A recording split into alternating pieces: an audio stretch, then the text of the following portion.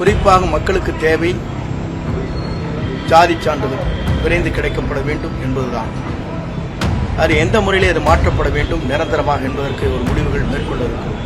அப்படி பல்வேறு திட்டங்களை எப்படி நிறைவேற்றுவது என்பதை பற்றியும் எளிதாக மக்களுக்கு அது கிடைக்கின்ற வகையில் எப்படி நம்முடைய துறை பணியாற்ற வேண்டும் என்பதை பற்றி ஆய்வு செய்கிறது. அதுபோல இயற்கை சீற்றங்கள் எப்படி இருக்கிறது என்பதை ஆய்ந்து ஆங்காங்கே உரிய நடவடிக்கை மேற்கொள்வதற்காக விரைந்து நடவடிக்கை மேற்கொள்வதற்காக அதற்காக சமூக ஆர்வலர்கள் அதேபோல நிறுவனங்கள் பள்ளிகள் கல்லூரிகள் இதற்காக யார் தயார் நிலையில் இருக்கிறார்கள் அந்த பகுதியில் அவர்கள் மூலமாக அந்த பணிகளை விரைந்து நிறைவேற்றுவதற்கு நாம் அந்த பணிகளை மேற்கொண்டிருக்கிறோம்.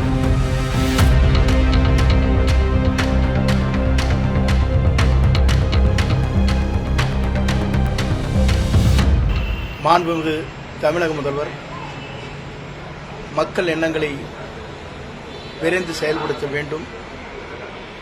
மக்கள் விரும்பிய சிறந்த ஆட்சி தமிழகத்திலே நமக்கு தந்திருக்கிறார்கள். அதன் அடிப்படையில்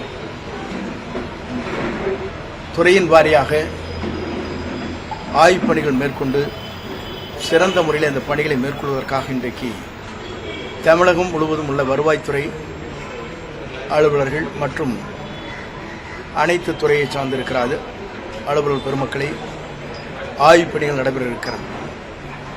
இந்த ஆய்வுப் பணிகளை பொறுத்தவரையிலும் எல்லா நம்முடைய வருவாய்த்துறையில் என்னென்ன பணிகள் தேங்குகிறது, விரைந்து அது மக்களுக்கு எப்படி செயல்படுத்துவது என்பதை பற்றி ஆய்வு செய்வதற்காக இந்த கூட்டம் இங்கே கூட்டப்பட்டிருக்கிறது. குறிப்பாக மக்களுக்கு தேவை ஜாதி சான்றிதழ் விரைந்து கிடைக்கப்பட வேண்டும் என்பதுதான். அது எந்த முறையிலே அது மாற்றப்பட வேண்டும் நிரந்தரமாக என்பதற்கு ஒரு முடிவுகள் மேற்கொள்ள இருக்கும். அதுபோல தங்களுடைய ரேஷன் கார்டுகள், முதியோர் உதவித்தொகை, சமூக நலத் திட்டங்கள், அப்படி பல்வேறு திட்டங்களை எப்படி நிறைவேற்றுவது என்பதை பற்றியும் எளிதாக மக்களுக்கு அது கிடைக்கின்ற வகையில் எப்படி நம்முடைய துறை பணியாற்ற வேண்டும் என்பதை பற்றி ஆய்வு செய்ய இருக்கிறோம். இப்போது ஆன்லைன் மூலமாக பதிவு செய்கிற போது சில நேரங்களில் காலதாமம் ஏற்படுகிறது என்ற குறைகள் இருக்கிறது. அந்த குறைகளை நிவர்த்தி செய்வதற்காக ஆன்லைன் மூலமாக பதிவு செய்தவுடன் அந்தந்த வருவாய் வட்டத்தில் இருக்கிற விஓக்கள் அதை ஆய்வு செய்து 5 நாட்களுக்குள் அந்த பணிகளை முடிக்கப்பட வேண்டும். அப்படி முடிக்கப்படவில்லை என்றால் கொடுக்கப்படுகிற மனுக்கள் அத்தனையும் ஏற்றுக்கொள்கின்ற அளவிற்கு ஆன்லைனிலே பதிவு செய்யப்படும். அதற்கான நடவடிக்கை மேற்கொள்ளப்படும். அதேபோல நம்முடைய அரசு நிலங்கள், அதேபோல அரசிற்கு எந்தெந்த இடங்களில் நிலங்கள் இருக்கிறது என்பதை ஆய்வு செய்ய இருக்கிறோம். அது எந்த முறையிலே அரசிற்கு அதை பயன்படுத்தலாம் என்பதை ஆய்வு செய்கிற கூட்டமாக இந்த கூட்டம் அமைந்திருக்கிறது. அதே போலதான் பதிவு செய்கிற பத்திரப்பதிவில் பல்வேறு தேக்கங்கள் இருக்கிறது. அந்த பட்டா மாறுதல் என்பது பதிவு செய்வதற்கு பிறகு அதில் இருக்கிற தடைகளை நிவர்த்தி செய்ய வேண்டும் என்ற நோக்கத்தோடு தான் எல்லோரும் அதிலே கேட்கின்ற கேள்வி ஒன்றே ஒன்றுதான். பட்டாக்கள் நீங்கள் சரியான முறையில் லேஅவுட் போடப்பட்டு பவுண்டரி போடப்பட்டு பட்டாக்கள் வழங்கப்படுகிறது.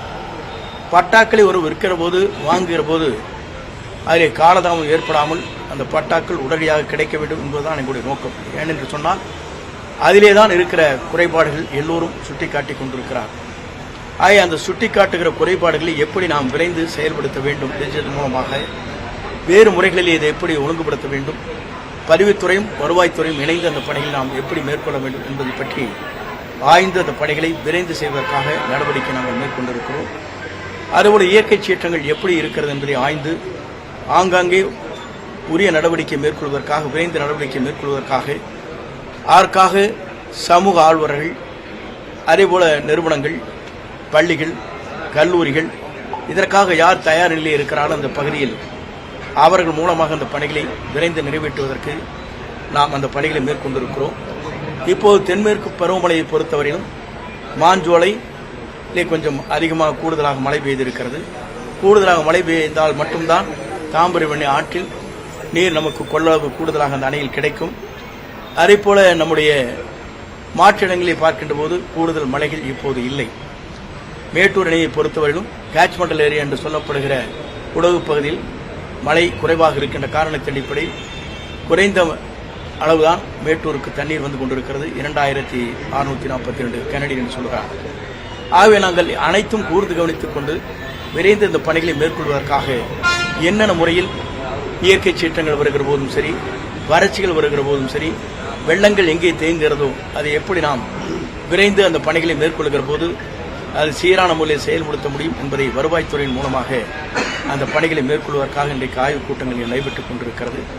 இந்த ஆய்வுக் கூட்டத்தின் மூலமாக நாங்கள் எடுத்துச் சொல்வது ஒன்றே ஒன்றுதான். இன்று பேரிடர் மேலாண்மை துறையின் மூலமாக ஒரு ஒரு புத்தகம் வெளியிட இருக்கிறோம். அதன் மூலமாக நாம் பார்க்கின்ற போது அந்த புத்தகத்தை வெளியிடுகிற போது ஸ்டேட்மெண்ட் அது கொடுக்கிற போது என்னென்ன வகையிலே நாம் அந்த பணிகளை மேற்கொள்ள இருக்கிறோம் என்பதை தெரிந்து இன்று அது செயல்படுத்துவதற்காக வெளியிட இருக்கிறோம். 2026 வெப்ப செயல் திட்டங்கள் என்ற முறையில் பேரிடர் மேலாண்மை துறையின் மூலமாக அது வெளியிட இருக்கிறோம். இயற்கை சீற்றங்கள் வருகிற போது அதை எப்படி நாம் நேரடியாக அதிலே உடனுக்குடன் நிவாரணப் பணிகளை ஆற்ற வேண்டும் என்ற அனைத்து நிலையும் என்று அந்த பணிகளை மேற்கொள்வதற்காக இந்த துறையின் மூலமாக இன்றைக்கு ஒரு வெளியீடுகளை வெளியிடுகிறோம். ஆகிய துறையை பொறுத்தவரையிலும் இனி நம்முடைய தமிழக முதல்வர் நினைக்கின்ற மக்களுக்கு எப்படி விரைந்து அந்த பணிகளை மேற்கொள்ள வேண்டும், மக்கள் என்ன எண்ணங்களோடு நமக்கு வாக்களித்திருக்கிறார்கள், அந்த மக்களுக்கு நாம் எப்படி செயல்படுத்த வேண்டும், எளிமையான முறையில் அந்த மக்களுக்கு எப்படி கிடைக்க வேண்டும் என்ற முறையில் அந்த பணிகளை மேற்கொள்வதற்காகத்தான் இன்றைக்கு ஆய்வுப் பணிகள் துவங்கி இருக்கிறது. இந்த ஆய்வுப் பணிகள் மூலமாக 2 மாத காலத்திற்குள் என்னென்ன பணிகளை நாங்கள் விரைந்து செய்யப் போகிறோம், விரைந்து செய்ய வேண்டும் என்பதை முடிவு செய்து மக்கள் நிறைவு பெறுகின்ற அளவிற்கு, மக்கள் பாராட்டுதலை பெறுகின்ற அளவிற்கு இந்த துறை செயல்படுத்தும் என்பதை மகிழ்ச்சியோடு நான் தெரிவித்துக் கொள்கிறேன்.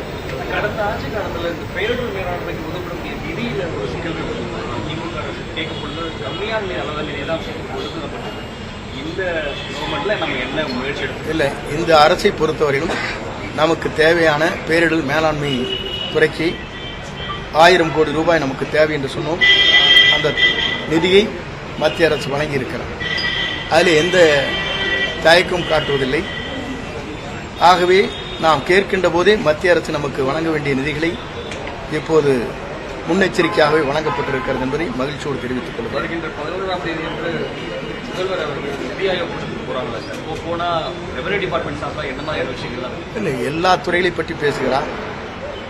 ஒரு துறை அல்ல, தமிழ்நாட்டில் இருக்கிற அனைத்து துறையிலும் என்னென்ன நிவாரணப் பணிகளை செய்ய வேண்டும், மத்திய அரசு நமக்கு நிதிகளை எப்படி வழங்க வேண்டும், மத்திய அரசுக்கு என்னென்ன அனுமதிகளை பெற வேண்டும், கொடுக்க வேண்டும் என்பதெல்லாம் அவர் அங்கே பேசுகிற போது பேசியிருக்க. போன முறை அதைத்தான் பேசிவிட்டு வந்தார்.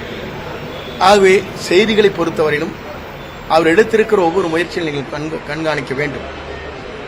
இன்று ஒவ்வொரு நாளும் அவர் எடுக்கின்ற முயற்சிகள் என்பது தமிழ்நாட்டில் வரலாற்றில் இடம்பெற்றிருக்கிற ஒன்றாக இருக்கிறது.